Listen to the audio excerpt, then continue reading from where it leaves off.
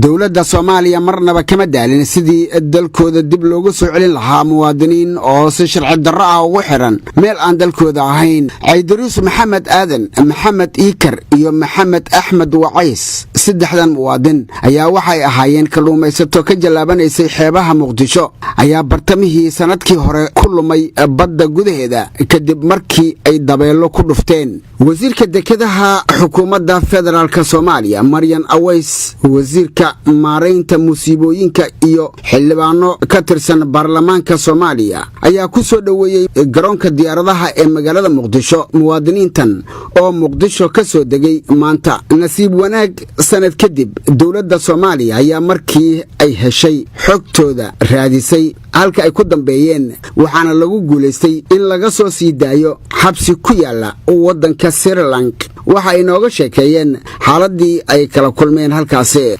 magacayga waxaa la yiraahdaa Caydiruus Maxamed Sheekh, anigoo ah nin kalluumaysato ah oo dhib ku dhacay. dhibkaas oo ah anigoo kalluumaysanaya shaqo tagay ee matoorkii iga halaabay, badda ay qaaday. baddiina waxaa markaa ii waday 3 bilood kadib ayaa waxaan heleen dawladdaas Sri Lanka. dhib badanna badda waa ku marnay. alxamdulilah ilaahay waana badbaadiyey. Lankan qabati markaasii laandweelan oo laandweelan waa la soo gudbiyay booliska xabsiisa geey la todoba miyaa ku jirni. markaas oo Soomaaliya dadka waa wanac banayna waaya markii uu jiyo cantuufna oo toofay waana sii tagay sartabam ku sheegay waana sii tagay markii midkii kale hadana waa ka waan arkay marka ilaa midkan waa banaday oo midkii kale hadana noo soo darsamay ilaa midkan ana xabada waan arkay waana dhaafay midkan mana dhaafo marka hadana caawineenin. xildhibaanadii soo dhaweeyay qaarkood ayaa xukuumadda ku amaanay doorka wanaagsan ay ugu adeegayso bulshada Soomaaliyeed, gaar ahaan maxaabiista Soomaaliyeed oo wadamo kala duwan laga soo celiyay. waxaan mahad u celinaa runtii wasiirka dekedaha Maryan Aways oo runtii xubin weyn ka qaadatay si ku soo noqon lahaayeen caruurta iyo xukuumadda oo dhan way ku mahadsan yihiin. runtii waa arkaysaan caruurtanadii qaar badda qaadayso, qaar tahriibaya, qaar dhimanaya, qaar sameeynaya.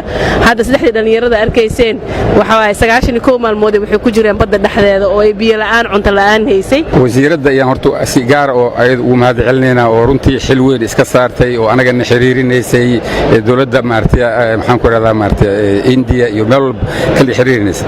annaga waxaan leenahay wiilasheena mahad ilaaha iska leh kasuko dawladda iskale oo ayada aad isaga xil saartay. wasiirka dekedaha iyo gaadiidka badda xukuumadda federaalka Soomaaliya Maryan Aways Jaamac ayaa u mahad celisay safaaradda Soomaaliya ee dalka India, xafiiska ra'iisul wasaaraha iyo shirkado Soomaaliyeed oo gacan weyn ka geystay soo celinta muwaadiniintan. dhinaca kale waxa ay hoosta ka xariiqday wasiirka in ay ku raad joogaan dhalinyaro kalluumaysato ah oo si xaq darra ugu xiran dalal kale.